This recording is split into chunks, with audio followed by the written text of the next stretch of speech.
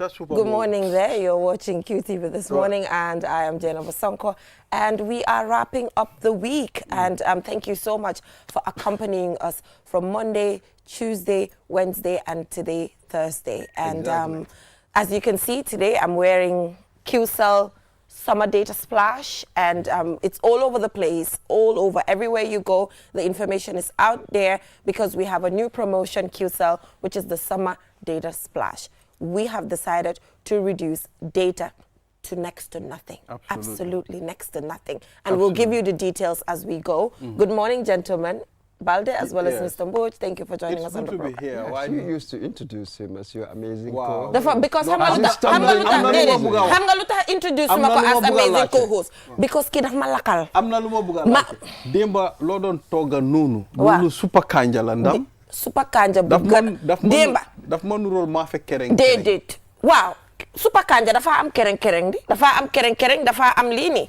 Te Mr. Mboch démba daal dama yëngal dëkk bi. Xam nga man it looks good gis nga Mr. Mboch man daal maay jël toog rek saay bu ma neex ma yëngal dëkk bi. Démba nag dama toog yëngal dëkk bi duga waañ parce que afternoon laa doon liggéey de teg suma ñankatang bu correct teg suma supa bu baax taal suma kandul bu soft dëkk bi xoola dëkk bi yëpp nekk on a standstill man du man maa bari doole nag because the concept is Jenaba munuta toga. There's a difference between Jenaba munuta toga and Jenaba wants a home that is balanced. Xam nga nag bu ma seetee affaire si. Xam nga man am a foodie. Waaw neex na de. Bu ma seetee affaire si ma seet ko ma ne digga mosuma ko waaye noona lu saf. Dafa saf. Diwtiir bi. Diwtiir baa ngi ci suuf affaire yaa ngi ci kaw. Diwtiir bu neex laalal foofu. Yu mel ni danga ci capal ay cow food ak yu mel noonu. Yëpp a fa nekkoon. Bàyyuma dara. I studied the whole thing from a distance. Bàyyuma dara. Nekk na gën a ngeen laaka chop. Waaw chop la yoo laa so noonu la you know léegi nga duga waay. Tuuti xaaral rek dama ko fàttee seen directeur bi su ma ko senoon rek mu cabaxal ko.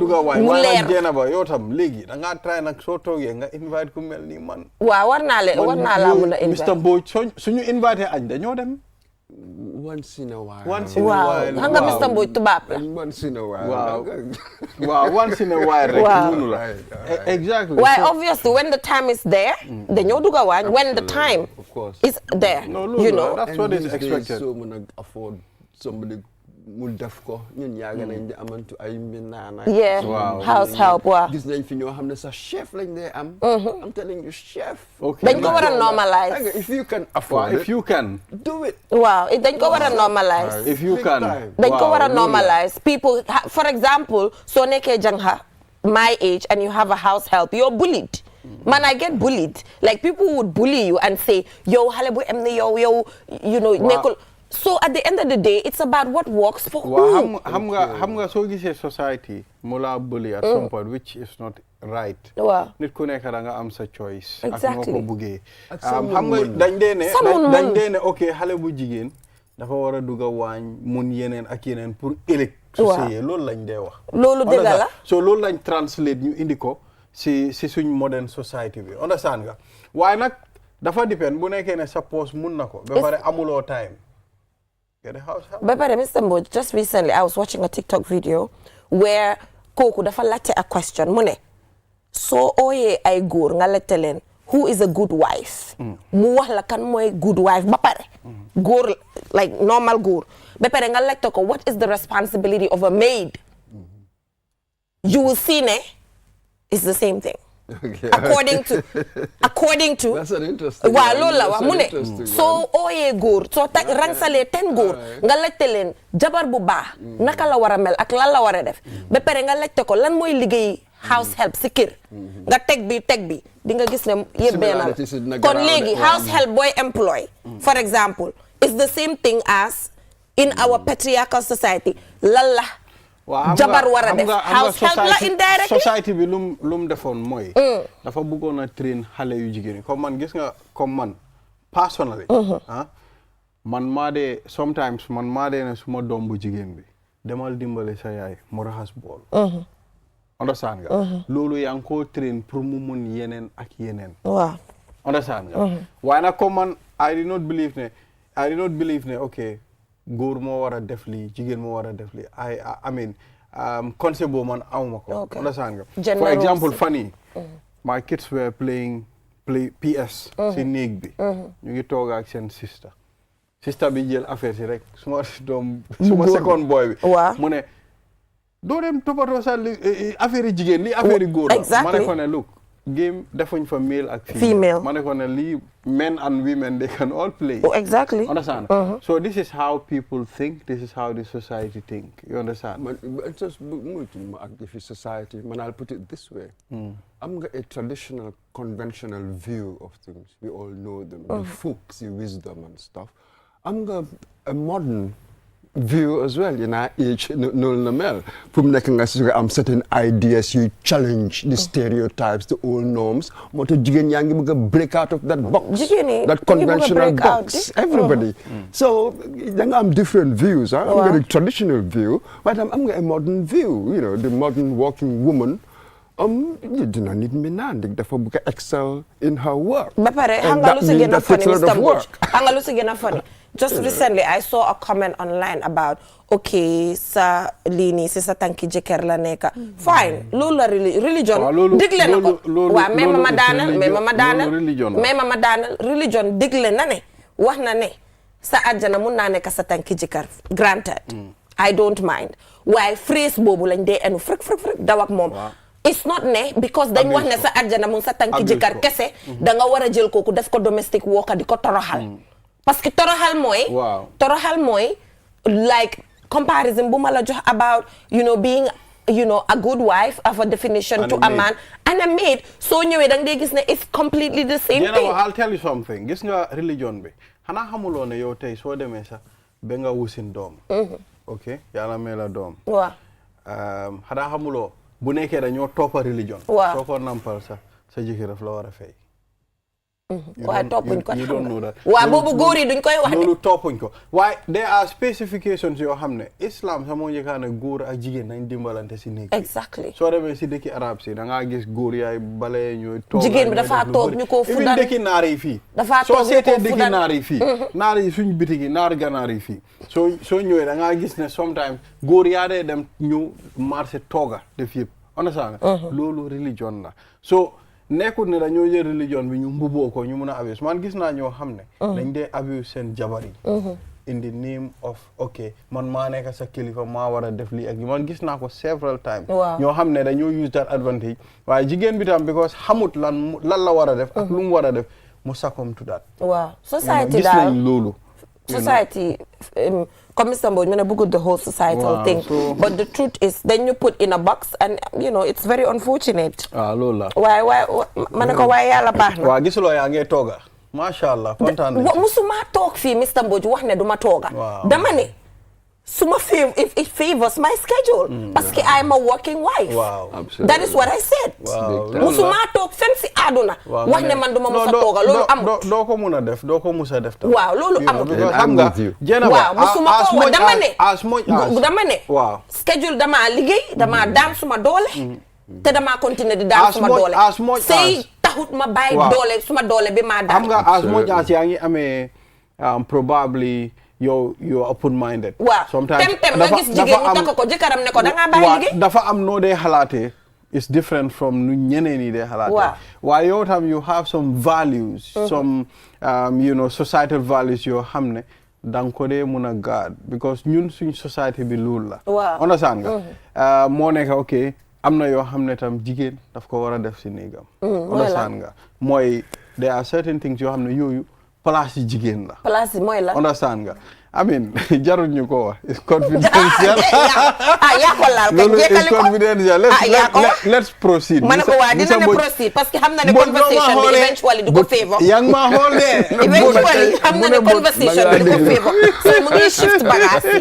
ma ne ko mu ngi shift. let's move on. fu mu nekk nii nañ dugg si suñ newspapers yi gis nañ local government commission bi.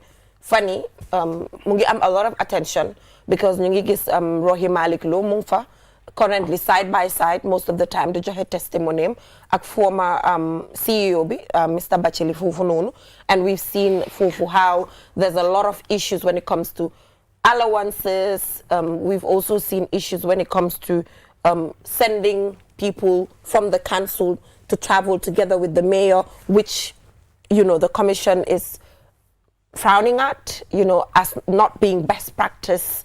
And also the mayor was represented, according to the commission, in all committees. So she knew, according to the information that we are getting, that what was happening in each of these committees, for example. So local government, wow. It's a lot to take in. Municipalities, wow, all these authorities, you guys scrutinize. Wow. It's a chorus. Wow. We're hearing exactly the same thing. The mismanagement, can you follow procedure, and stuff like that. But this is it. This is the picture, isn't it? That's emerging now. What are we going to do about it? It's unfortunate. Unbelievable. Exactly. So I was just talking to Ade yesterday. Committees, National Assembly committees and reporting there. So holy National Audit Office and reporting there. So you all these audit reports really paint a picture of institutional dysfunction. The management is not going well. Financial management, mismanagement, and all of these really unsavory things that things that we shouldn't do, but that's what we do. This is the reality. Unbelievable. So dinga gis ne online conversation mu ngi emerge because gala moo nekk young people yi nga xamante ne ñu ngi am this Gambians against looted assets. Yeah. Gambians against looted assets. Mooy gala ñu ngi plan another protest ñu ne for the COVID funds. Waaye dinga gis ne conversation mu ngi emerge ne ndax dinañ protest pour li happen si council si tamit. So, when they posted it, Madugasi comment section, I saw that. So it seems like a genuine concern. If you're protesting for government, it's not about government, according to them, because they could a witch hunt or anything. It's about the general protest for looted assets. While it happens in council seat, it can be categorized as something like that. Fogolone Mr. Mboj, as a country, how much whether we need an honest conversation. You talk, you waxtaan. Because so most of these commissions lu fa nekk di xew ba pare ñu reveal some of the irregularities yoo xam ne ak njuuj njaaj boo xam ne xew na foofu noonu. Am na ñoo xam ne sax dañoo jël council funds ñu dugal ko ci seen personal account loolu yëpp xew na foofu noonu moo nekk structure bi baaxut boppa bi nu mu dooree baaxut so moo tax dañu war a toog ñun rek ñu mun a waxtaan ñu seet ñoo regularize these things. Dina jël much more than that. ñi dee def li ñoo def nekkul ne xamuñ ne li ñoo def baaxul de. You know what I mean? am na yeneen motives. It is overpower that sort of thing. Wow. That's it. So yàgg nañ di ko wax. In Senegal, they are trying to tackle this problem. Then create a parallel state. Have you realized? Wow. ñun ñoo ko defal suñ bopp. foo mun di dem rek am na luy dem ci ron. And yooyu mooy they determine ndax sa soxla dina faju or du faju and stuff like that. Yeah. So yes, we've created a parallel state. So public sector mom dafa mel ni dañ ko turn into a corruption industry. Yes, it looks like it. It looks like it. And this is not really talking against government. This is about as a people. Like so am nañ fi different governments, haven't we? Even time Jawara, ñëpp xam nañ ne moom he didn't take really. Corruption. Waaye ñi nekkoon si ron. ñi bañ kuwee. ñi ngay wax di corruption and before that sax papers yaa ngi ko doon binda all of that. Jammeh time same and Barrow it's going on. So this is like a societal issue. We are like that. Su ma nekkee ci biti maa mun a criticize. waaye dugal ma rek ba jox ma position su ma change ëllëg da ngaa tiit. waa léegi yow naka nga gisee suggestion bi ne gaala dañu war a protest when it comes to xëj na local government tamit because ñoom tamit gis nañ fa ay jël ak naka su dul noonu. pour ñu strike a balance. ok lu mel noonu. for instance local government. su ma demee ma strike what is the objective that I want to achieve. waaye ñu ngi strike tamit pour. ñu ne COVID funds for example bu government bi loot. waaye xam nga COVID funds. for nga National Audit Office am na lum binda. so loolu government mun naa respond to that. moo leen directly employ. whereas su ma jëlee the council tegal the mayor for instance dañ ko vote into power ni ma xandulee boobu dafa uti banay di line ministry boo xam ne moo de monitor mooy ministry of lands and local government mooy monitor that's it maybe do I need to make a change in there so bi añ xaar ba report bi ba council si the scrutiny this commission ñu pare ñu jox ñu report ñu xam exactly what's going on the basis of li gars yi di wax nii añ xaarangum the report will put it in context and then ñu soog a xam really lana xew for example am na report bu génna affaire vouchers yi 7 million vouchers yi for example pour Kanifing municipality loolu report bu génna la ba pare it's there absolutely li ma wax rek mooy gala su fekkee ne dama bëgg a génn pour ma protest dama war a am clear objectives of lan laa bëgg a achieve it must be realistic let's be grown up here whether it's achievable it is our right obviously pour ñu génn ñu protest waaye tamit ñi protest think about what is it that you think you want to achieve is it achievable that's it exactly so it's just a matter of process how they do it but it is their absolute right to protest it's the right of every citizen pour nga protest sula système bi doyut o sula situation bi favored nga jóg nga ne ma ne lii neexut ma métti na ma te métti na ay ñoo xam ne suma ay naataango lañ lii lañ bëgg ci système bi waaye tam for people to take you very serious dafa am yoo xam ne comme noo ko waxee you have to put it into place understand nga di nga gis once nga put ko forward rek even ñoo xam ne ñoo amee wàllum kaaraange gi ñoom sax dañoo xam ne digga lii nii la war a demee xam nga li ma ragal nga ñëw di protest di demand loo xam ne yow xam nga ne doo ko am comme da nga nekk di def noonu rek for the sake of doing it it's unnecessary confrontation so moo tax ku nekk foo jaar nga show responsibility foo jaar nga show ne you're really thinking about what you're doing objective si fu mu jaar mu attainable loolu la gars yi di wax ne mooy plan da must smart goal setting they call it smart you know it must be attainable otherwise dañoo am unnecessary confrontations rek muy drag on waaw man de suma opinion mooy protest bi na dem across the board bum comme wax nga mais yooyu dañ leen votal teg leen into office président Barrow tam dañ ko votal teg ko into office man daal corruption dama ko gisee as corruption su ñoo protest covid funds Jaane commission bu report yi ñii bi tam génne commission Kanifing municipal council BCC gis nañ already liñ nekk di reveal report bi sa balaa moo génne gis nañ corruption bi it's all over the place so bu boobu pare ñoom tam comme que loolu mooy seen liggéey génna saani seen kaddu si assets yoo xam ne xëj na dañ ko sàcc dañ war a wax si yi tamit disclaimer tam waxuñ ne comme gaala luñ nekk di def amul benn kenn waxut loolu comme lu Mr Mbodj wax du ko xam nga nit ku nekk ak dégg na non kenn waxut loolu nit ñi ñu ngi seetaan ñu ne non ñi ñu ne gaala lu ñoo def déedéet so it's not that dañ nekk di put forward loo xam ne dafa jàppale everybody déedéet man waxuma ne gaala lu ñoo def baaxut de comme li ko Mr Mbodj waxee it's a constitutional right man tey su ma neexoon ma téye suma placard taxaw si biti ma assembly binda fa dara taxaw ne bugguma lii su suma dëkka loolu suma right la waaye man li ma explain mooy comme que léegi ñoom dañ ñëw as a movement bi nañ ko diversify in a way ne nekkut government rek because gis nañ ne njuuj njaaj mu ngi happen si council si tamit fekk nekkut government bi kese council si ñu ngi fa am nañ seen own leadership te on black and white paper gis nañ ne saaca am na fa jël mu ngi fa kii jël lii te waru koo def malpractice am na fa das man loolu laa foog man personally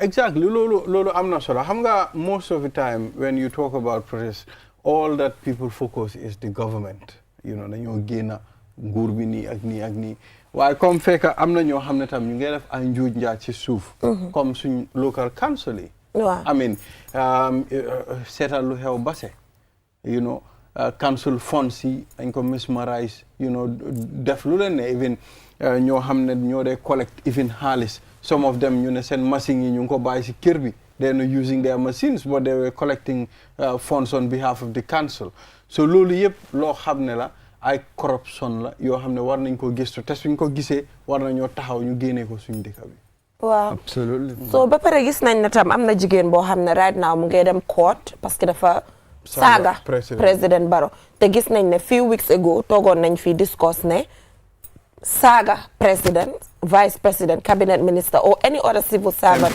mi nga xamantene mu ngi execute duty si biir duty nga saaga ko léegi criminal offense la. Saaga ndey. waaw mooy waaw saaga ndey. saaga parent. waaw parental insult bi moom la ñoo wax ni so first example bi gis nañ ko fi. waaye man sax dama foog ne. case baa ngi on. I mean it's loolu it's not normal I mean for a person I mean to look at another person and you insult the person's mother. xam nga di M insult ak F insult yooyu yëpp foog naa nit dafa war a weesu waaye tam dafa des si nit ki maturité am ak nu mu dee xalaatee. am na ñoo xam ne mun nañ laa seet ni ñu saaga la ndey. am na ñoo xam ne ñooñu saaga loolu. fanaa yarin la. waaw yarin la man mun naa toog 10 years fekk saaguma. like saaga bu ñaaw. waaw mun naa toog 10 years fekk saaguma saaga bu ñaaw. I don't know how people manage to do that. ñun ñëpp xam nañ ne. social. doo saaga ndey. waaw. we all agree ñun ñëpp loolu nit ñi jaarale. waaw that's what it is. waaye nag su ma duggee in the political arena. I think that that's a slightly different ball game. Go money, dama wara criminalize saga, suma saga politician. In as much as I hate it, go money in this context, words are actions. You see, we have to criminalize certain actions. We all know that. No, no, you're defending kuneka right. Why wah? My saga politician, I do not think that should be criminalized. Monday, Monday should be criminalized. I totally disagree. Because President Adam Barrow, National Assembly members, minister yi, ñun ñoo leen fa teg pour ñu liggéey. Understand nga? Tey boo saagee minister. Because of mu ngi ci position boo xam ne or let's say nga saaga Adama Barrow. mu ngi mel ni you are insulting the whole country. How? Because Barrow moom moo nekk suñ head of state. te ñun ñoo ko fa teg. te Barrow moom mooy Gambia. déedéet man I see it in the other way. It's not about soo saagee President Barrow dëkk bi nga saaga. man my point is man support naa ñu criminalize ko ne ku fi saaga ñu jël la tëj la man ñu yóbbu la court or whatever. Because saga bi man si man dañ ko dee def ñi ñoo saga ay nit la ñooñu tam they have blood running in their veins. Just because you're politician nga da nga jël a leadership role miinut ne yow dañ la war a jël saga la at the end of the day te the only thing that luñ mun a def pour prevent ko o wàññi ko mooy ne ñu indi law bi suñ setee few examples saga bi ñu bàyyi ko because ñi ñoo saga tam ay nit lañ waaye fi mu nekk nii dañoo just jël a short break suñ dellu see newspaper will continue. We'll be right back. We innovate, others follow, QCell, so my data's plus, soon you boss, soon you month, everything is class. We innovate, others follow, kun you top a dinga, Fakastalu, QCell, soon you boss, you fit in the best, highly discounted, what do you best? Noom to the summer, data's plus, take it internet, the one you go see for sue. Mko summer, data's plus, yeah, QCell bundle, for cheaper than free, ikodi. Go price all for never. 300 MB, $15. 1.5 GB, $40. 4 GB, $120. 10 GB, $190. Usually bundle jungle ling yangana ko andro no YouTube. TikTok sumadu jadi Instagram WhatsApp do Facebook. Namul sunyumon sunyu summer data splash. Utanga dete, utanga dete, utanga dete. Dial star 303 hash and choose option 7 to activate your QCell Summer Data Splash. Q-Money e Orange Money joni weɓini nuldugol mbuuɗi mi yetoma joni hiɗa wawi nuldude mbuuɗi iwra ko Gambia ɗo yaha Sénégal e Q-Money wallet ma on eyyi ko honno wonɗa e fadde mi yetoma udduto Q-Money account ma on joni fuɗɗoɗa nuldude mbuuɗi e teriɓe ma rewa ɗon ka Orange Money nder Sénégal fi heɓugol hen ko laaɓi hiɗa wawi nuldude Q-Money customer care e 133 Q-Money suñu kalpe ɗum no yaadi e sartaji. Hi there, my name is Nuruddin Adams, a proud product of this noble institution. Heritage Christian University is not just a learning place, but a community that transforms lives and empowers its students to become compassionate entrepreneurial leaders. My journey here has truly been life-changing, and and I invite you to come experience the same. Whether your passion is into business, nursing, midwifery, psychology, communication studies, multimedia technology, information technology, or theology and ministry, Heritage has tailored these programs for both the undergraduate and graduate studies to suit your goal. If you're ever ready to take your education to the next level, then pick up an application form and join us today. At Heritage, you are never alone. As members of the community, we'll stand and work with you every step of the way. Welcome to Heritage Christian University.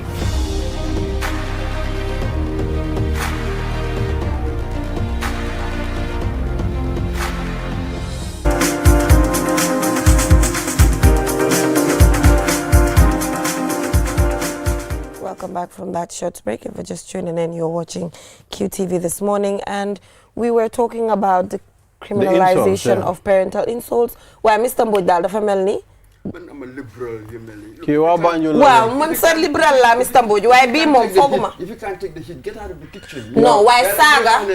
Do no, Mr. Mbodj. Mr. Mbodj, why saga is different? President, government official. I mean, National Assembly member yëpp deret moo nekk seen yaram bi. ay nit lañ waruloo seet xale bu ndaw man gis naa xale yoo xam ne dañoo def seen ay TikTok page di wax lu nekk. Understand nga. Gis nga ay waxi deret ay daw ti man this kind of sentimentality, I don't know how to process this kind of thinking. I just do not know what you mean. What has that got to do with this moral category we're talking about? That's purely physiology. It's got nothing to do with this moral categories. You know, they have feelings. They have feelings as well. It's a moral question, essentially. If it's saga, so you normalize saga. Some people, you're not normalizing it. Don't worry about it. Don't ever fee the majority of the saga. You saga boko settle really. So the social media, your usual suspects. A good number of people don't. Really, when you think about it. So why not take a to social media ecology? Some people are just awful people. You know what? So then what about no talk set. Hey, look, I'm not from what I am. So jelly actions your hamne that harm society, that encroach on somebody else's rights. I will stop you. So why the moment you do the saga, you encroach? Actions like they punish. Actions like you are punish. Legi speech. Well, someone you money. All of you also say yep, and then gain and you them right poli. Oh, that's when speech really comes close to action. This like in Rwanda. Remember we got the radio stations in Nonwa. Obviously extremes you doko buga. Why middle of the road? Why lolu more than not necessarily. No, why so jealous action si saga yo. Lolu more they creately. Not necessarily. Rwanda. Affaire dafa yago. No, that's not true. When you look at the history, politically, recently, more politically, more kotoga than guy hunger the new mom, right? The masses, easy to manipulate, and we've seen it all over throughout history. Can we move on? Wow, don't agree. Why? Why NHRC, the National Human Rights Commission, what the government then were engage families of the Aki victims. Gisoon nañ ne Aki the acute kidney injury. Gisoon nañ more than 60 xale yi nga xam ne dañ dee due to this acute injury, acute kidney injury bi. Right now parents yi ñu ngi yóbbu government bi court xamuñ fu moo mujjee. So now the Human Rights Commission is asking for engagement, negotiation. Ñu waxtaan ñu seet naka la. Because ba léegi mu ngi métti si ñoom xëj na ñun yëguñ ko waaye ñoom mu ngi métti because seen doom yaa dee. Foog naa ne day sa time amoon compensation steps yu ñu jëloon. waaye gars yi lii yuñ seeti each family. waaye gars yi ba léegi lii yuñ loolu it's not enough for them. Wow. And it's okay for them to say lii doyuñu. Wow. Definitely. So the guy this is a civil suit. Wow. Mom parents set up against the ministry, against agencies and stuff. I suppose what the Human Rights Commission advocate for my alternative dispute resolution essentially is yes. So can you talk? You discontinue perhaps even the case guy talk what and agree on things. Of course that would have been much better. Why parents submit perhaps amnolingis more than let's resort to this route, let's say this civil suit perhaps then linguists happy wuñ ci daal. You feel that they need to do this. Absolutely. Yes. Well, so it's never too late, actually. But it's never too late to discuss each and every individual. If you have a loss of that magnitude, foog rek nga react differently. Understand nga? Foog rek nga am loo xam ne dafa bës sa xol at some point. Although ñoo xam ne ñooñu dem nañ duñ mën a ñëwaat, waaye nag at least loo xam ne dañ nga realize ne ok lii xew na mënuñ koo replace waaye at least ñi jël nañ sa yëg nañ ñu lii xew na. So I mean I think it's normal. Loolu is normal, Jennifer. Yeah, but dinañ xool ñi joxe nañ seen suggestion, so we will see the next steps that government will take. Waaye just generally ñooñu ñàkk nañ seen bakkan waaye gis nañ ne things léegi it's dañ ko tighten. You know, ba pare am na ñiñ daaxoon tamit ñu nekkoon directly under the medicine control unit. Gis nañ ne def nañ some dismissals foofu noonu because they felt like ñooñu ñoo amoon authority bi si ñoom la nekkoon. I wonder at the level of the ministry tamit lan mooy authority bi foofu noonu. I have my reservations when it comes to ñooñu seen dismissal bi because I felt like at some point ñooñu they had a role but there's am na body bu leen doon oversee tamit. Is there any dismissal foofu noonu because ministry bi ñoo nekk the umbrella body ñoom ñoo war a génna jël the responsibility dafa mel ni tey man ma am suma kër suma xale yi si kër bi ma ne daaxaleen suma xale yi si kër bi saak leen gaay understand nga and then papa bi ak yaay bi ñu bàyyi leen quickly ma ne xam nga lu nekk is the problem one of personnel waaw or is it one of structure waaw su dee structure la ku la neex nga isi fa structure la man loolu laa fa ku la neex nga isi fa then di nga am di similar outcome sooner or later. Wow, dismissal bi daal waaye xew na ba pare so let's see what happens with the negotiation with government inshallah. Thank you so much. So summer data fiesta bi. Absolutely. Man moom laay use right now sax parce que suma router bi dafa jeex so I got the 10 GB for $250 which is now $190. Wow. Amazing, right? So let's go for a short break and when we come back we will be joined by representatives from 3 projects. 2 days ago, President Adama Barrow launched 3 impact-driven agriculture projects. One is the Reward, and one is the P2RS, and also there's another one. So it's 3 altogether, and all these projects are geared towards ensuring that our agriculture sector is more resilient and sustainable. We'll be right back. Kiu money aning orange money ye bulo di nyola pour ka kodi kio sone yandi ka bonang Gambia banko kang kata Senegal banko kang aning Kiu money wallet eka mune batu imuna fan Kiu money account wala sign pour kadati ka kodoki iterimal anila dimbayal kana aning orange money Senegal ni lafta ku Senegal sotola je Kiu money customer care kumandi 133 Kiu money sunyu kalpe nying sartolle bala. Q Money and Orange Money has just made money transfer easier. Now you can send money from Gambia to Senegal directly from your Q Money wallet. So what are you waiting for? Get your Q Money account now and start sending money to your friends and families through Orange Money in Senegal now. For more information, call our customer care on 133. Q Money, Sunu Kalpe. Terms and conditions apply.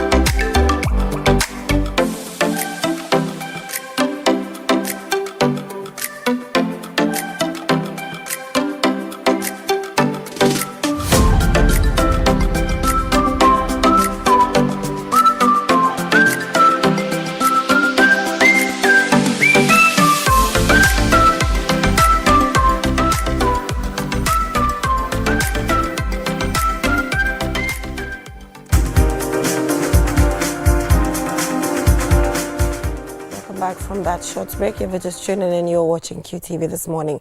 So like I said before we went for the break, about 3 days ago, President Adama Barrow was at the OIC Center where he launched 3 agriculture impact-driven projects. And one of the projects director is right in the studio with us to tell us more about the project. And Bakari Sanyang, thank you so much for joining us on the program, who is the director of Reward, one of the projects that is specifically focused on boosting rice productivity in the Gambia. And the representatives from Rice Africa were at the event who directly supported the acquisition of this project through the African Development Bank. Thank you so much for joining us, Mr. Sanya. Thank you. Thank you so much, and good morning to you all and to your beautiful listeners. Yeah. Greetings from the Ministry of Agriculture, the Central Project Coordinating Unit, and the Ministry of Agriculture, the Minister and the Permanent Secretary. All right. We say a good morning to you all. Thank you so much for joining us on the program. Yeah, so once again, another project has been launched. Can we just say another one? Another one? Because another one has been launched. But what is the difference now, you know, with this one? That is what we want to know. How is this project going to be a game changer when it comes to rice production in the Gambia? Because 80% of the rice that we consume as a country is imported. Only 20% is cultivated in the Gambia. Even that number is, you know, we are not sure. So how is this going to ensure that that gap, you know, is bridged through this project? First, I will want to thank you for inviting us here. And then to start with, we will say that a big thank you goes to His Excellency, the President of the Republic of the Gambia, His Excellency, President Adama Barrow, for honoring the invitation of the Minister of Agriculture, Dr. Demba Sabali, for attending this ceremony and officially launching these 3 projects, as you have mentioned. One of the project launch is actually the Reward Gambia. Reward is a regional West Africa resilient rice value chain development program. It is a 5-year program that is funded by the African Development Bank, and then it will be in 7 agricultural regions of the country. That is 7 agricultural regions. Reward is a regional challenge from the Dakar 2 AFDB Summit, where our minister, Dr. Demba Savali, and the team that went there declared that for Gambia to be rice self-sufficient, we have to put close to 20,000 hectares of land under rice cultivation. Yes. And then in this meeting, the entire ECOWAS bloc, that is the 15 ECOWAS member states, do agree that they will take on one specific commodity, which is rice, as their main staple food to be self-sufficient in by 2030. So the minister making this declaration, when he returned, we as a technical expert have started looking at the possibilities of actualizing and putting the 10,000 hectares under cultivation. And then, as you put it, what is the difference?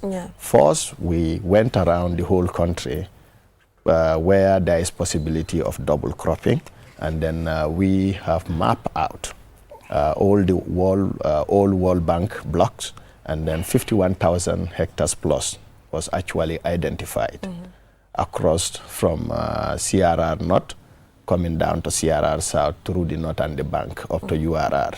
So this 51,000 hectares is available for rice production in the country.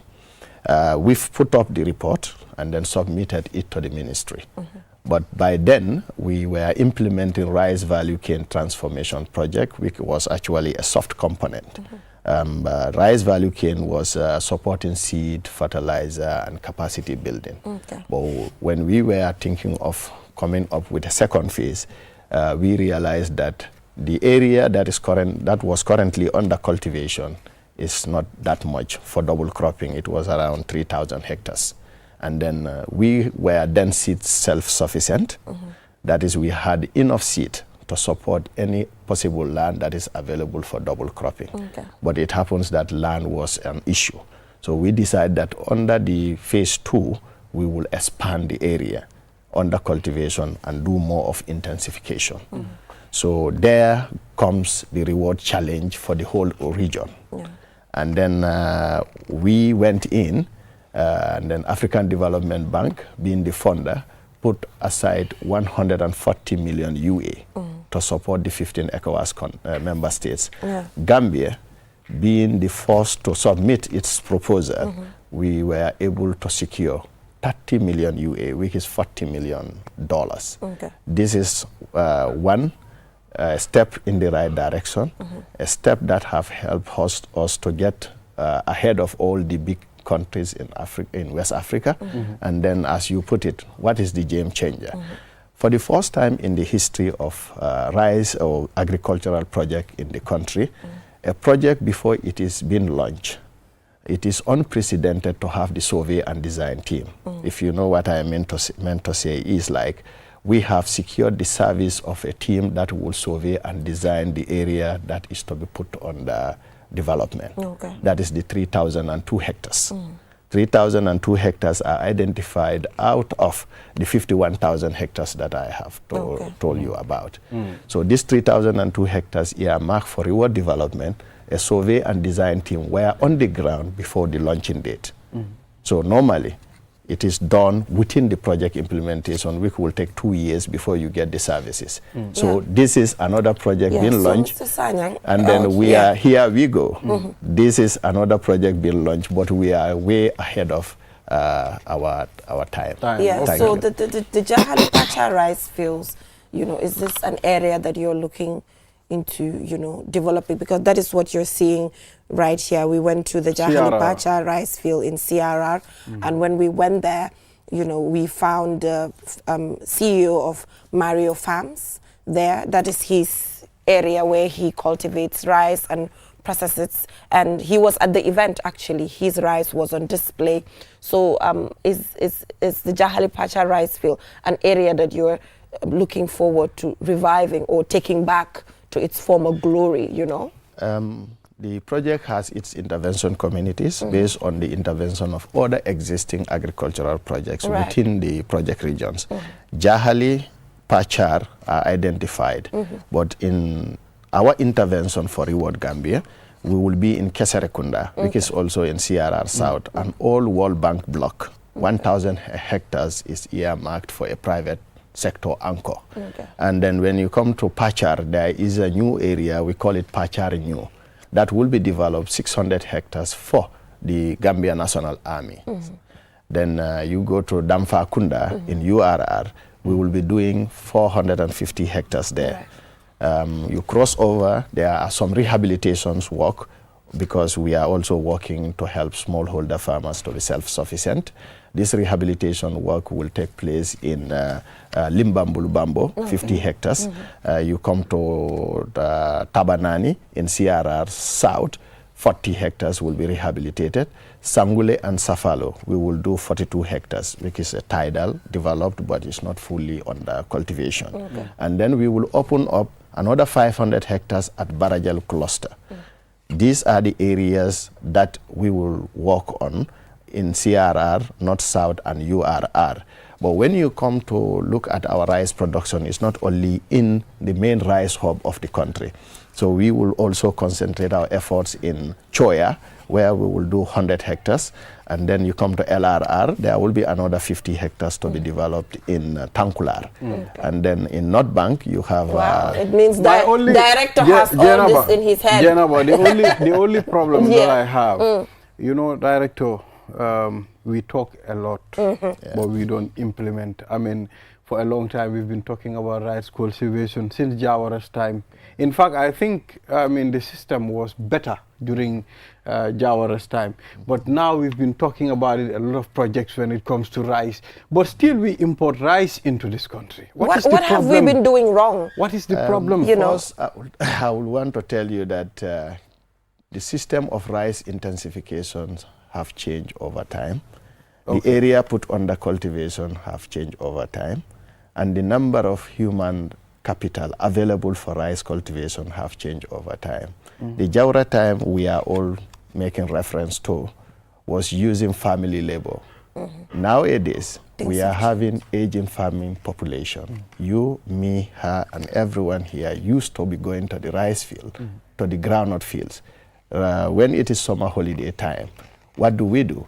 They will close schools very early, And we all have to go because of what? You help your fathers on the groundnut field to pay your school fees. Our moms, you go and transplant rice at the mangrove swamps and you help drove away the birds at the upland. This is what used to happen. Is that happening now? No. Our 60-year-old women are the ones who are still cultivating rice. You want to be self-sufficient? It's impossible. We have to rethink the board game. So what is going on is this. We are trying to make the sector more attractive for youth. Innovative ways. In that way. So come to Reward Gambia. You said what will change? All these areas I started highlighting, I did not even complete. Urban agriculture from Josuang to Lameng across the areas which are benefiting Lameng. You have Abuko, you have Fajukunda coming down. They are all going to have another 50 hectares. These are areas where rice production used to happen. And we will do 2 smart underground irrigation, 10 hectares in West Coast, another 10 hectares in LRR for double cycle production. And the youths and women, 40% of the land in any of this area will be allocated to those people. This is what the government is asking for. So this is the game changer. And then we will have 3 production hubs. These 3 production hubs, every one of them will be managed by a private sector anchor for production, productivity enhancement, for market value addition and processing, and then for service provision. So you will see that youths, women, there will be enough labor saving for them. To talk about all these things. But are you considering how land tenure system is going to affect this as well? These are all put into perspective. We are not working alone as a Ministry of Agriculture. The Ministry of Lands is involved. The GAIPA is involved. When we did this mapping, GAIPA went ahead to lease all these areas. Currently, all the major areas, be it Banna Tender, where there is a huge investment, and the investment going on in the Sandus and other places, is all as a result of that mapping that have laid the foundation. And when GAIPA lease all these areas, now being a private entity, for example, in Keserekunda, the 1,000 hectares is already subleased to a private sector entity. So during project design, he was contacted, and then the area is put in to be developed. 500 standard pump, 500 for rainy season. Yes, talks are easy to do. We have to walk the talk, as some senior manager one time told us. There are a lot of talks going on, but all of us included are responsible. Feeding the nation is not the sector's only business. It's everybody's business as a country. You can do a 2 hectares. You have the financial muscle, but we will show you how. That is why we are also targeting the middle level income earners in this package of Reward Gambia. So we will always be, agriculture will always be under the microscope, lot of projects, lot of vehicles, but only when you go with us to the field, then you will see what we are doing and how we are impacting on the life and livelihood of people. Thank you so much, Director Sanyang, for joining us on the program. And we wish you good luck in this project, and we will keep monitoring just to ensure that everything that has been mentioned here will be implemented accordingly. So Ibrahim, from that, we will be joined by the National Youth Parliament's clerk. Recently, they've held their elections, and it was successfully held. Over 23,000 young people registered to vote, and giving young people of the Gambia an opportunity, especially first-time voters, an opportunity to go, to the ballot and vote for the young people that they want them to represent at the level of the National Youth Parliament. We'll be right back. Do your banking the smart way with the new Aji Bank mobile app. Transfer money to any bank account in the Gambia. Top up airtime for all networks. Pay utility bills. Check your account balance and view mini statements. Request for ATM cards. Request for checkbooks and more in a single touch. So, do your banking in a smart way. Do your banking now with Aji Bank mobile app. Every time is banking time. Aji Bank, your investment partner.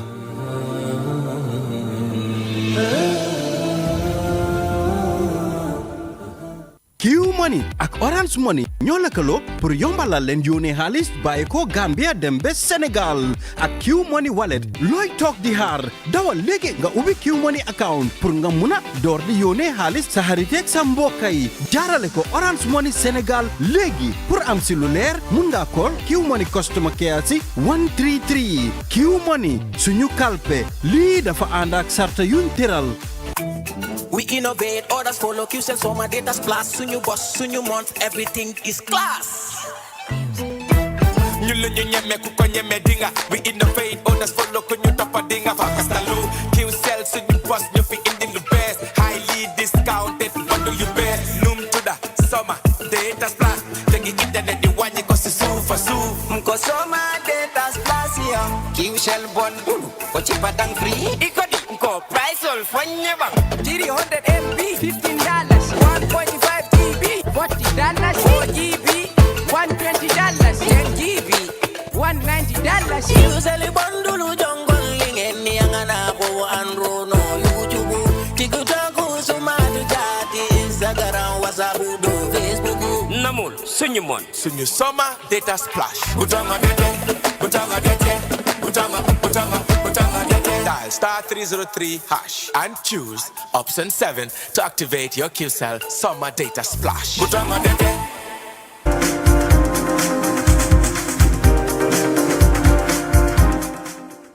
Welcome back from that break. If you're just tuning in, you're watching QTV this morning. And now we're joined by Abdullahi Oba. He is the clerk of the National Youth Parliament.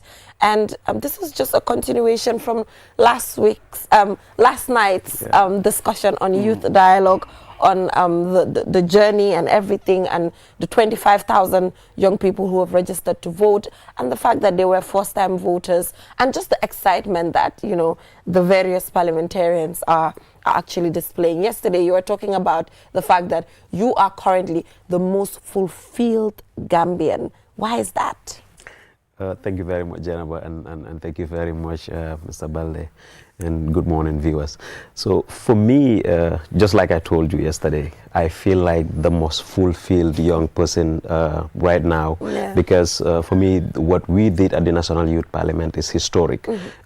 Unlike every other organization that does closed-door congresses, for instance, when you want to vote representative of young people, or when you want to vote representative of people in an organization, usually it's a closed-door sort of congresses. And in fact, that is what the National Youth Parliament were doing.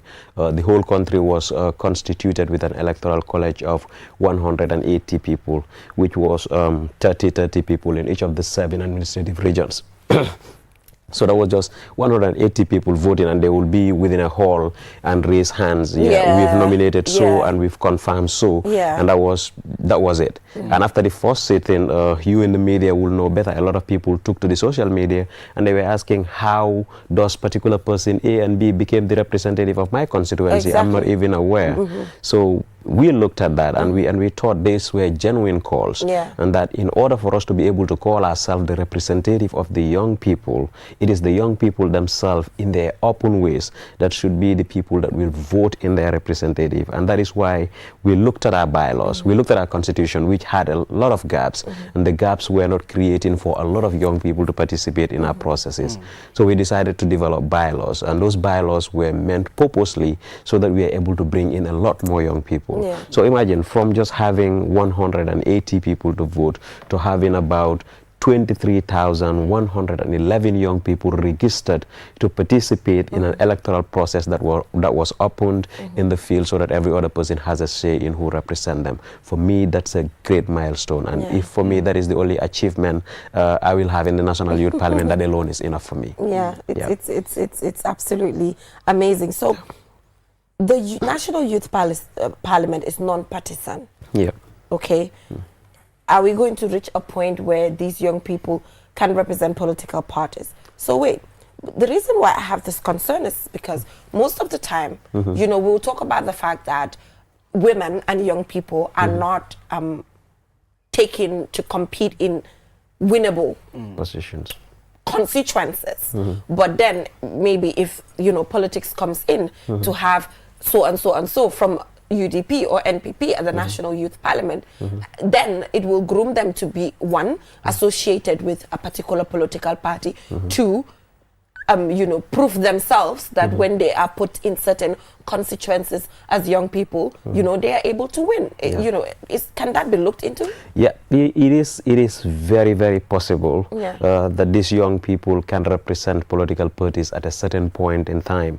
During the period they serve as youth parliamentarians, we usually stress the issues of non-partisanship. The reason we do that is because there are a lot of young people within your constituents associating to different political parties. So if you associate just as the representative with one political party, that makes it look like you do not represent the interests of others. But that is just within the confines of when you serve as a National Youth Parliamentarian. The NYP goes beyond that. We have what we call the National Youth Leadership Academy. And what we did, because we understand what you're talking about, the fact that it's difficult to win as an independent candidate, particularly as a youth in this country or as a woman. It's quite sometimes impossible. And the only way we can win, because the politics, the dynamics of the politics in the Gambia is people associate with flags. So if you're not associated with a certain flag, chances are hardly you win. If you come with all the agenda. exactly. So it is the flag that people vote for. So what we did with the Youth Academy is we recruited young people from different political parties. Despite we are non-partisan, we recruited different young people from different political parties and gave them leadership training so that they're able to participate. And what we were looking forward to that is to ensure that in 2027, when we go to the National Assembly, these 35 young people that are trained from various political parties, some of them who are youth presidents of their political parties, we hope they are going to run for positions that are winnable. But also the National Youth Parliamentarians who are serving, who we would have given the opportunity to already know the people within their constituency, who would have been the people that no one in the constituency will ask, where are you, or do we even know you? When they finish their term within the National Youth Parliament, they had liberty to join any political party and then be able to run under those flags. And we even encourage them to do those things. I've listened to some of the comments and watched some of the videos that unfold in Basse. What exactly happened in Basse? So in Basse, is it Woolly East? Yes. So in Woolly East, there were a lot of concerns. So in fact, these concerns started coming since way before the elections. So we had two candidates that were running in that constituency, one female and one gentleman. So during the course of it, we received allegations that there were a lot of partisan influence in the campaign of one of the candidates, that the candidate was supported by a certain political party. They provided the candidate with vehicle, they provided them with support, and in fact used their platforms to campaign and register voters for that young individual, which is against the ethics of how the National Youth Parliament conducts its election. But what we were able to do on the ground is to ensure that we sent a very seasoned electoral observer and a very seasoned presiding officer there to conduct the election. They conducted the election, counted the votes, and what we requested with the candidate who was complaining is file your petition, write to the commission, and then these are issues that are going to be looked at. So those complaints are filed, and there's a petition committee that is established, and this is the committee that is going to be looking into this. If there are credible evidences that are found with regards to partisan influence as to the results of the elections, we will definitely take the required action. And a similar incident happened in Jara East. Jara East, that is where in fact we had the biggest incident, because that is the only poll that was not counted on spot. All the other polling stations were counted on spot. That one was not, because the environment was not conducive for our electoral officer and the police officers on the ground to be able to count the votes. So they had to transport that pool back to the office. So yesterday we invited all the three candidates in that constituency, had a dialogue with them, discussed the possibilities of resolving the issue, and eventually the issues were resolved, the votes were counted, and one of the candidates emerged winner. And fortunately for us, they all appreciated it and it's a non-political body. How do you engage the government when it comes to youth matters? So the National Youth Parliament has the National Assembly as a mirror institution, and that is not just by design. That is deliberate, and also they are our closest and most strategic partner. So what we do with the National Assembly, you will know that every year the National Youth Parliament has a sitting at the National Assembly. But just out of that, what we do with the National Assembly is to always be ensuring that whenever we discuss our positions, we surrender our position papers to the committees responsible, either the Committee on Youth or a committee that is responsible, because the issues we discuss usually are cross-cutting. We discuss on education, we discuss on agriculture, we discuss on climate change. So all of these things that we discuss on, we do not have the legitimacy to make the laws, but we can write policy briefs and share these policy briefs with duty bearers, and they're able to engage. Now, we also went beyond that to engage the cabinet in a certain way. Sometimes last year we had the opportunity to meet the vice president, and what we were to discuss was the issues of how we ameliorate the issues of irregular migration. So all of these things are ways through which we do. We do only advocacy. We engage like other civil society organizations engage and contribute to the conversations as they go on. And we think as part of our engagement, as part of our contribution, we are contributing to the quota of making some of the small progresses that we are making here and there. So this is how we engage. So has the speaker and the deputy speaker already been identified? No. So how does that process even take place again? Yeah. So for us, they don't get nominated. Okay. For us, we do everything voting. Wow. So now that the constituency votings are done, we have 53 elected youth parliamentarians. Now, these 53 elected youth parliamentarians, during the inauguration, they will elect a speaker themselves. It's not somebody that will nominate and have a speaker. Okay. It is within and among themselves in parliament that will discuss and elect a speaker and a deputy speaker. Amazing. Then we will have now where the speaker and the deputy speaker are from, those constituencies will be vacant, and then we'll conduct a by-election to fill those constituencies. It's like you're using paper ballots to vote. Yes, we well, use paper ballot. surprised to see that. Time. I mean, well, we talk about paper ballots all the time. So how convenient are they? If I tell you, I was more than surprised, because I was expecting, when we first raised it, a lot of people had concerns that a lot of people are not educated, they don't understand how to go about this, so we will have a lot of invalid votes. But of all the votes that are casted, we had only 42 invalid votes across the country. And for us, it was amazing. I think I will have to give the credits to our communications team. They were able to do a lot of voter education. They shared videos of how do you vote. You just have the paper ballot and have the pictures of the candidates in it. So before the elections open, or before we even engage with the election, they did a video that shows that, okay, these are the 3 candidates on this paper ballot. When you're voting, you just tick one of the persons that you're voting for. So people sometimes identify pictures more. So you just look at the picture. This is the person I want to vote for. You tick that person. Regardless of educated or not, people can always mark something.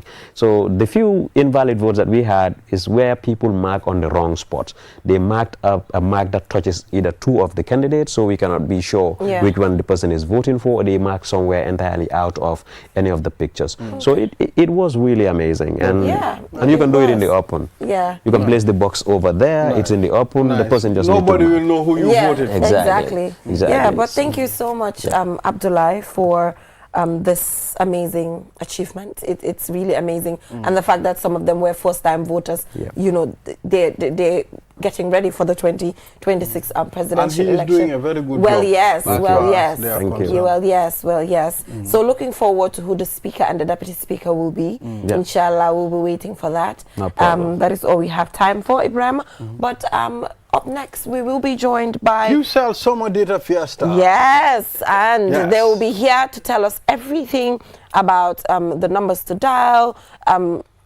What are they just up to? Lila na ko waral. Li dañ tàngale. Am na lu xew. Waay. No, why suñu month la faté nga weer bi la QCell juddu da nga faté weer bi la QCell juddu yow da nga faté July wax nga dëgg July la QCell juddu so mu juddu July ba pare def data face data splash suñu month bi suñu weer la waaw suñu month la kañ so suñu month lañ nekk te man nag data fiesta li si gën a garaaw suma router bi dafa jee you know because dama dee fay 2000 every month so ama one time pour dem lifin bés boobu bi moo jee fekk duma ko doon mën a dem fay so fekk bés boobu noonu maa ngi awee na QCell ñu ngi def waaw ba pare jeena ba dina la waxal lu gën a garaaw QCell dañ ñu defal lu ne. waaw ñu dañ upgrade network si yëpp across the country. macha allah ñun ñoo fi gën a bëri 4G network si di réew mi like up country. everywhere 4G. ñun ñoo ko fi gën a bëri. ba pare indil ñu data fiesta bi. soo toogee carton sax ak koy na nga mën a toog di seetaan sa internet. data splash bi daal neex moo tax léegi xale up country dañoo TikTok. ba génn a télé TikTok bi génn a télé. $190 for 10 GB. exactly that's definitely a good deal. musuma expect na lu mel noonu dinañ. baax na daal I didn't see that coming. waaw jot na nag suñu monde la QCell lu leen ne. QCell daal ñu ne nit ñi lu leen neex def fu leen neex dugga TikTok, Facebook, everywhere. Wow. So we'll just go for a short break, and when we come back, we'll be joined by the marketing team to further enlighten us on this new development. We'll be right back. We innovate, others follow QCell, so my data's plus. Soon you boss, soon you month, everything is class. We innovate, others follow, kun you top a dinga Pakastalo. QCell, soon you boss, you fit in the best. Highly discounted, what do you best? Noom to the summer, data's plus. Take the internet, the one you go to sue for sue. Mko summer, data's plus, yeah. QCell bundle, for cheaper than free. Ikodi, mko price all for never. 300 MB, $15. 1.5 GB, $40. 4 GB, $120. 10 GB, $190. QCell bundle, jungle, ngeni yangana ko anro no YouTube. TikTok, sumadu jadi Instagram, WhatsApp, Facebook. Namul, sunyumon, sunyu summer data splash. Butanga dete, butanga dete, butanga dete. Dial *303# and choose option 7 to activate your QCell summer data splash. Butanga dete. Yalla ñina na man la fi ketu kadu ñam be wulo ko kanam ita fala ni net ko fa man soto no ni net ko billa wala ta la ni net ko man ke fenne fonte dali namma koy na ha namma koy dan man ko be kata ndam so la kono mama ndam be taxi ko to la fa yebori ñeta masiya ani allo ma bembulu QCell la no bi mi lu be kan nemu ani QCell be dara QCell ka taja ha adina ma allo Masi bor nam felendir na keno ko moto jandron kun ko to jam ha naje na musolo kono mamanta yan sama loptano ro sainte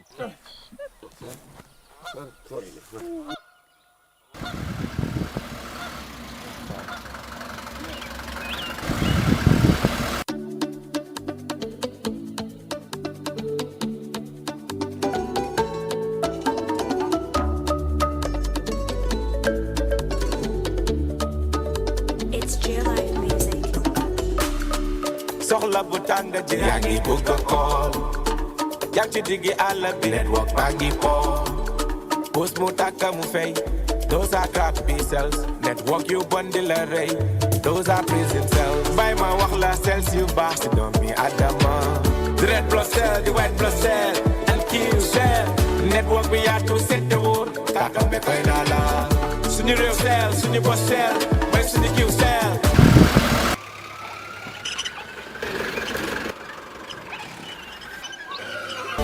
Antoron kininga ke konandaye Isu wakalle QCell wakane QCell kanange We innovate, others follow when we print they copy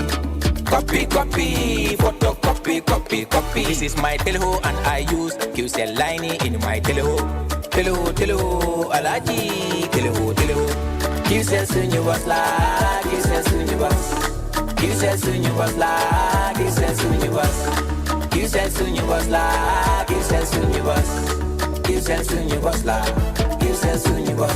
Join the Q money service. Yonel Q money service. Nuldam Q money service. Katong for koina, Q money labi, sabi so yavi. Dumna weli, no ko.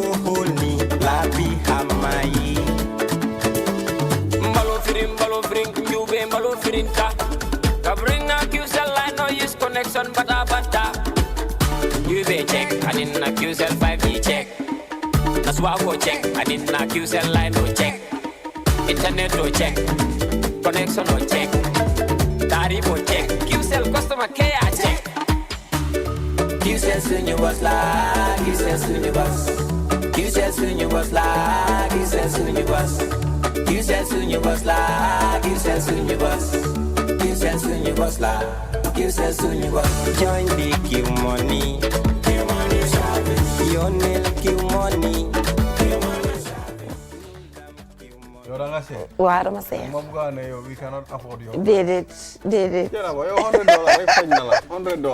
Welcome back from that break, and like I said, now we're joined by the marketing team from QCell to talk about the summer data splash, which I am already enjoying. Like I said, I decided to get the 10 GB. That's what I'm using. Suma router bi jeex rek ma laal 10 GB. Dama mer de. 10 GB. But we're joined by Buba Sadikan, who's a QCell marketing supervisor as well as a marketing assistant. Yeah, Aida Mane. Thank you so much for joining us. Yéen daal da ngeen mer. Da ngeen ñëw ak doole. Doole bi nag moom lii lu ko waral? Waaw. Suñu mond la. Waaw. Suñu weer la. Suñu boss la. Okay. So basically foog naa démba ñoo xam ne seetaan neen this morning bi. Waaw. War na ñoo xam a big changes happen within that short period of time. Okay. Xam nga ñun si time bi QCell we are hyperactive. Exactly. So then toog ñu gis ne okay wàññi neen. Wow. What can we do to make it even cheaper? Wow. And we came up with almost, let's say, from 250 to 190. Waaw man bu 250 bi laa jënd nag mu naxari ma eewu suba gis ngeen def ko 190 xoolal ma mer. No waaye yaxul dara. Dama mer kañ. Few dollars is ka. No send ko balle. Waaw. Usal mema data. Send ko 10 GB. There's a mema data. I didn't know that. You can share data. How does that work? Jena ba yow phone ko. No, musuma mema data. Mema data mo hewli. Ne meyante data. Wow. How does that work? 303 bi la. Option 6. Option 6 nga may nit data. Waaye bu la 10 GB bi yëpp. waaye yéen nag xoolal yéen nag di ngeen tas ay sëy nag. ay romantic relationship su ko boobaa nit ñi may ma data nit ko. hello asalaamaaleykum baala ma nga may ma data. yooyu ngeen bëgg a encourage ci dëkk bi. nga start ngeen fuel relationship si wala yaaxa ko is a duo daal. waaw na yaahu. yes so yaa Aida. Waaw comme Buuba nu mu ko waxee rek like démba barki démba lañ lañ service bi démba ñu decide ñu wàññi price bi because comme balaa ñuy wax fii sa balaa ñuy start dégg ngeen Bright Stars luñ wax. we innovate others follow when we print they copy.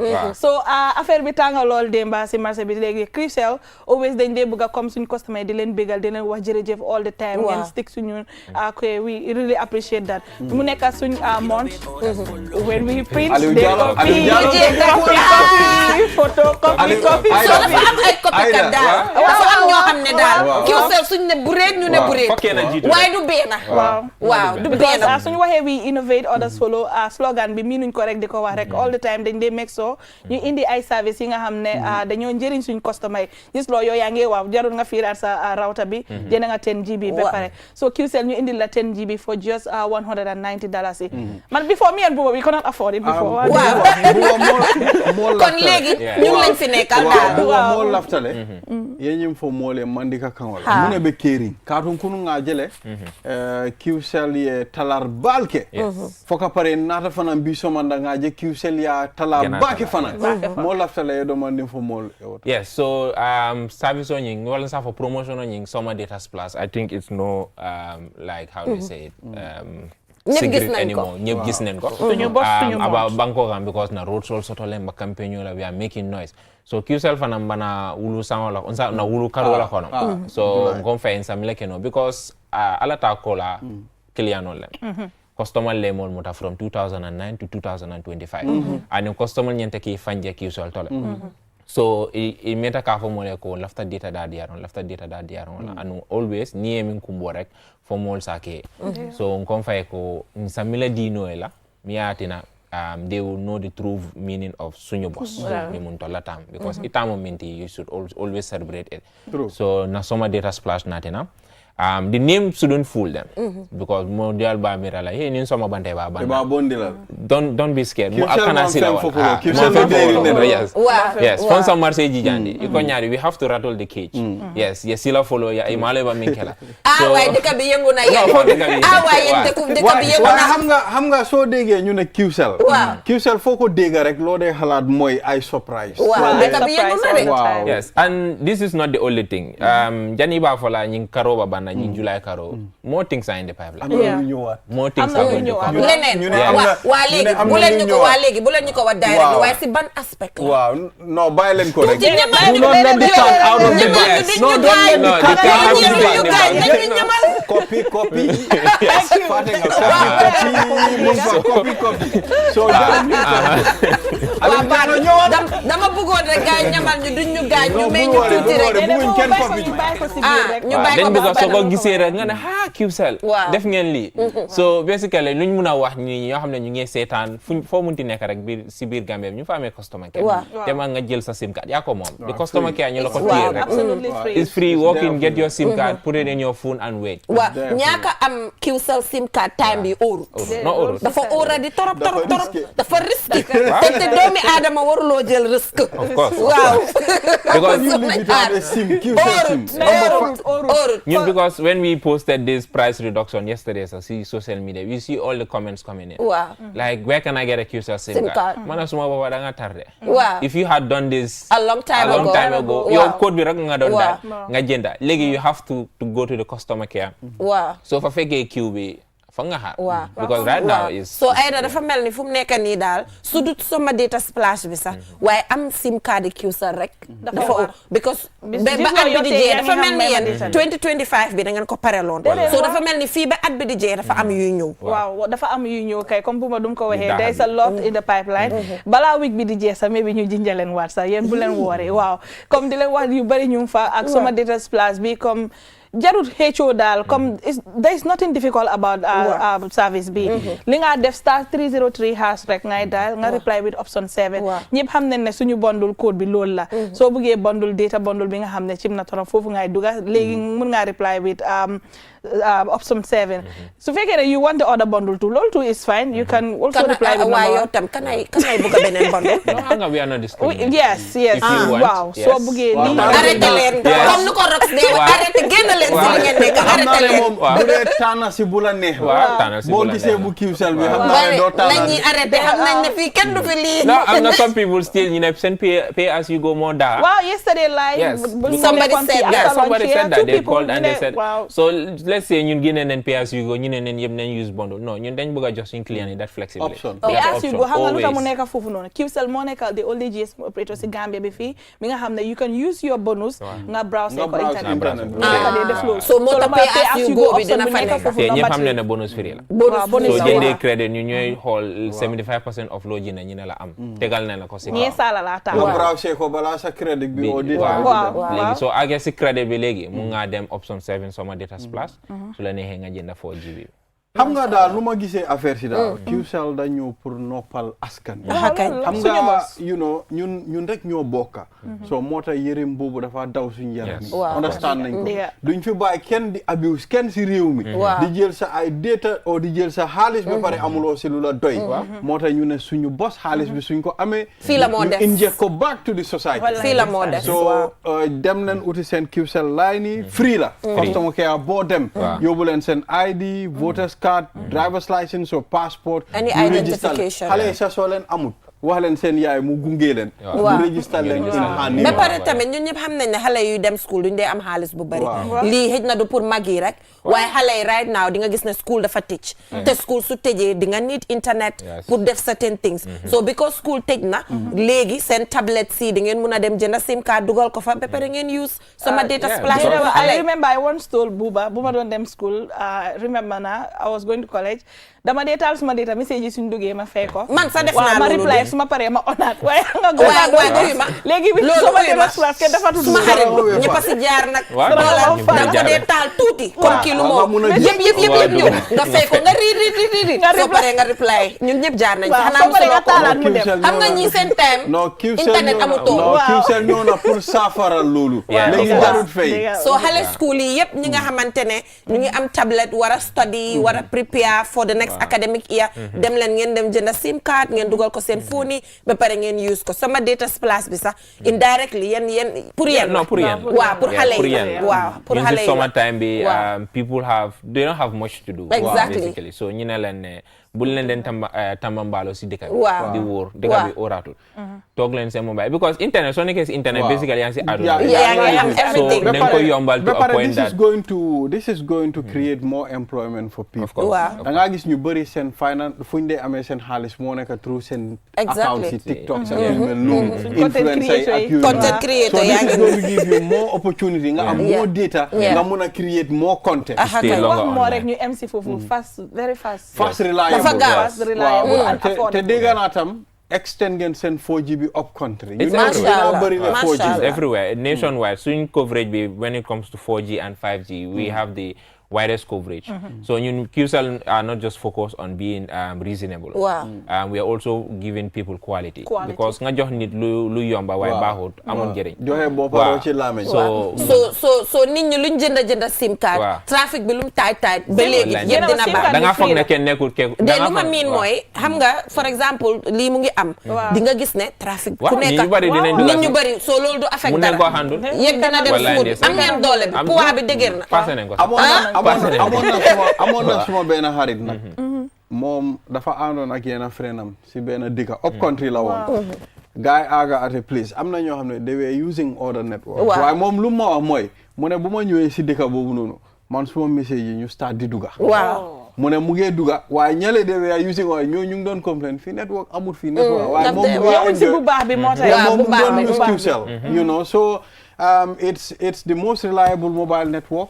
ba pare you know xam nañ ne lépp luñ xam am fii lañ ko am na woy bu xew si TikTok bi fan yi I feel the woy boobu is actually meant for this one but I can't remember xam nga suma baat bi mooy bi bul woy de maa neexle maa safle doo dee gis boobu dafa mel ni yéen a neexle yéen a safle fa nii de musuma koo gis waaye boobu saal boobu daal it's like it's for you guys it's meant for you people at this point. Since 2009 when we came in July QCell have always been the innovative force when it comes to GSM because bu ñëwee SIM card there was a guy ku ñu call Demba si radio mi nañu he bought his SIM card $1,000 25 years ago. Time so it's because of yen tey SIM card bi nekk free and which is true because ñun bu ñëwee they were selling SIM cards for $1,000 then gars yi yóbbu ko to $500 ñun dañ ñëw rek ñu ne gars $50 gars yi yëpp drop $50 ñu ñëw ñu ne gars $10 gars yi yëpp drop ñu ne gars in fact affaire si mu lifi ñu ne gars free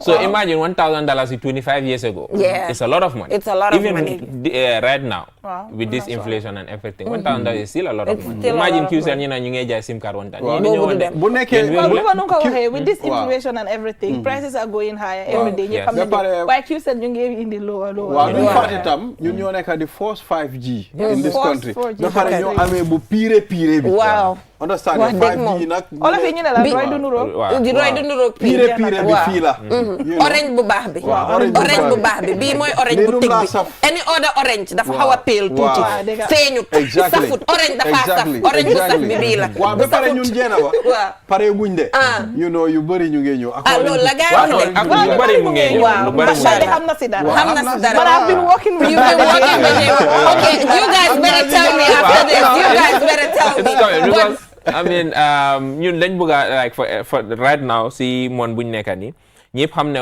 what this month means to us because July hang a bad day month people celebrate their birthday like some people go big some people go loud some people they are low key we want to be everything. Okay, We want to go big, we want to go loud.